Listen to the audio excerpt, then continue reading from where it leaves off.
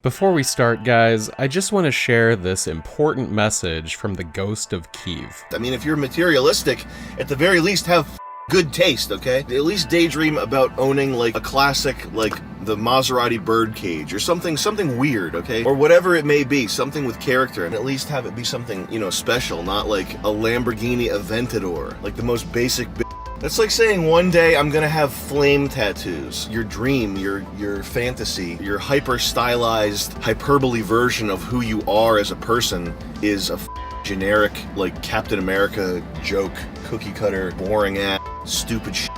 That new Lamborghini Huracan, bro, it's my dream. Like, it just shows an utter lack of imagination. I'm sure people understand that just from watching 2 seconds of that guy. I'm truly haggard.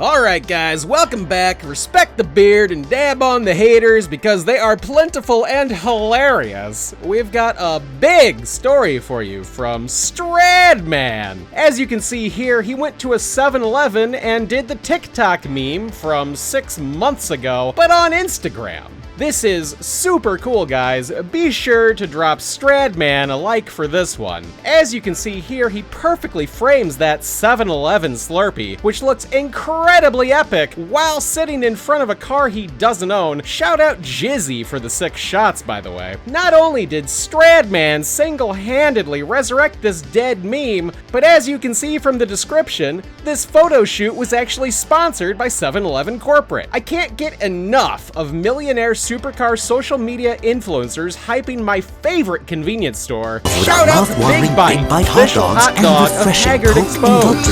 Next up, big news out of Ukraine as Street Speed 717 took to the streets of Kyiv to use an actual war for social media clout and clicks. This is hecking epic, guys. Easily the best thing to come out of this boring Ukraine situation. Definitely not enough automotive YouTubers capitalizing on the situation right now. Let me know in the comments what Street Speed 717 should do next for views. Maybe he could raid a federal building or plow the green machine through a crowd of protesters. Welcome back to Haggard Exposed. If you like what you're seeing, do me a serious favor and hit that like button. And if you're new here, hit subscribe. Help me get to 10,000 subscribers so I can finally get my pot metal YouTube play button. And by the way, I do have another channel. It's called Collector Car Feed, link in description. Me and the boys look at tons of Facebook Marketplace cars every week and search for a good deal. If you scroll Facebook Marketplace on the regular, you're going to dig it. Promise. Go check it out, link in description. And with all that shit out of the way, guys, let's take a look at Jimmy Oaks, currently on location in Adam LZ's alligator farm. Jimmy demonstrated reason number... comically large number. Why stance is cancer. Today we're supposed to be going to a car show, and I'm taking my beloved S15. Cool, so typical ass chassis things. My front wheels are rubbing through my harness, it's not tucked up, and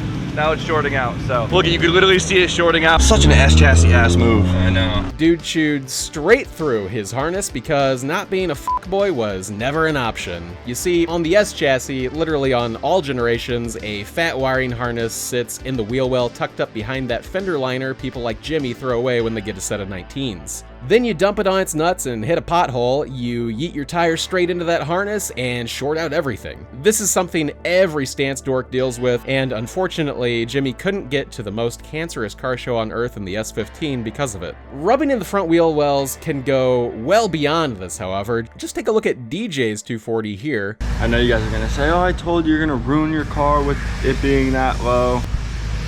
I tucked my harness, clearly not good enough.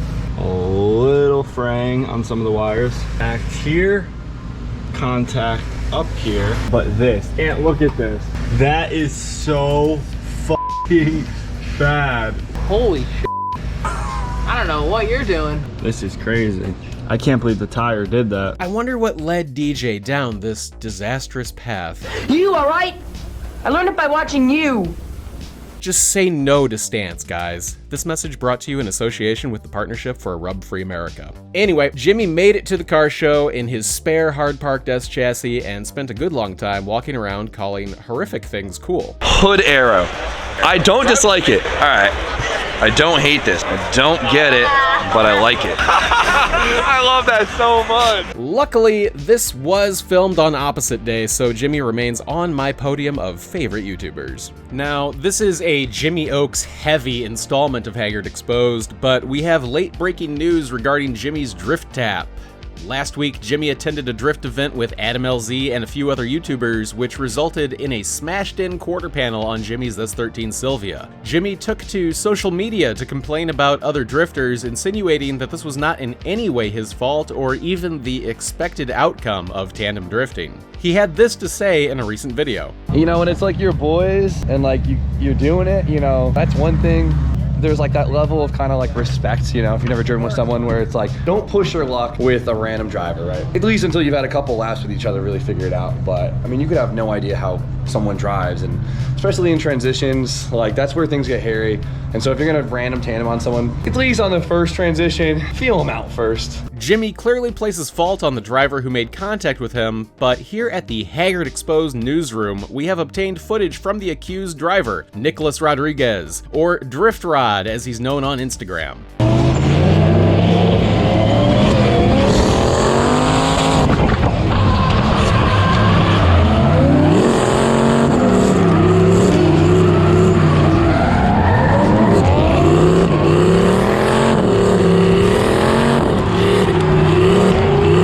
I'm not going to pass judgment on this one because I'll be wrong either way, but drop a comment and let us know what you think, and go give Nick a follow on Instagram for throwing fuel on this fire.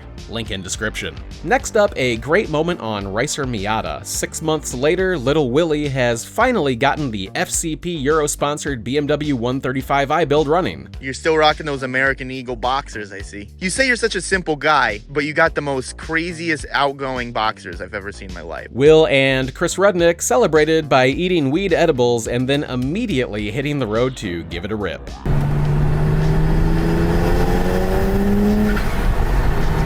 Felt pretty good.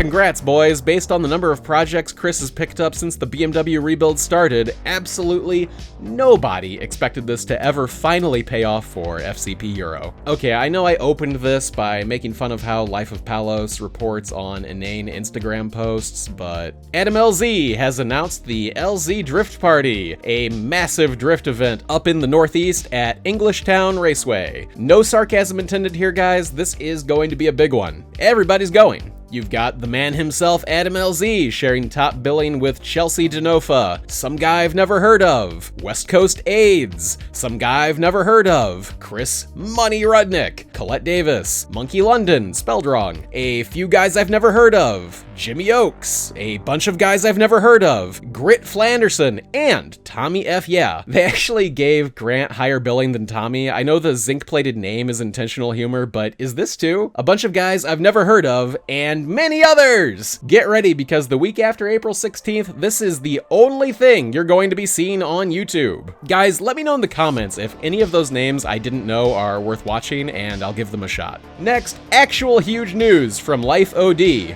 Orion, or somebody, really doesn't like it when I post footage from their channel, so I hope you're enjoying these street takeover fails, which in some way represent the trajectory of every resurrection of the Haggard Garage or Life OD channels. Orion bought a massive plot of land, alleged to be in the hundreds of acres in an unknown location, and made a cracked out video of him riding a snowmobile and explaining that you can move to his property, where he intends to set up some sort of homeless encampment for van life YouTubers and other off-the-grid prepper lunatics. You can live on an acre of land for free if you have the skills to contribute to the Orion's Gate commune in some way. This sounds a lot like the live in my house for free formula of the halcyon days of Haggard Garage, but with less stoners and more active fugitives.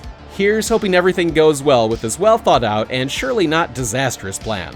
That's gonna do it for this episode of Haggard Exposed. Guys, thanks for watching as I pad this out to 10 minutes and 1 second, so YouTube's algorithm treats me nice. And hey, you made it to the end, so why not also treat me nice and hit like and subscribe? I swear I will not clog up your feed with bullshit every day like other automotive Keemstars. I usually post about once a week for a month until I feel apathetic with the channel again, and then I just bounce for a year or so. Thanks for watching, guys. Haggard Exposed, now with over 8,300 subscribers.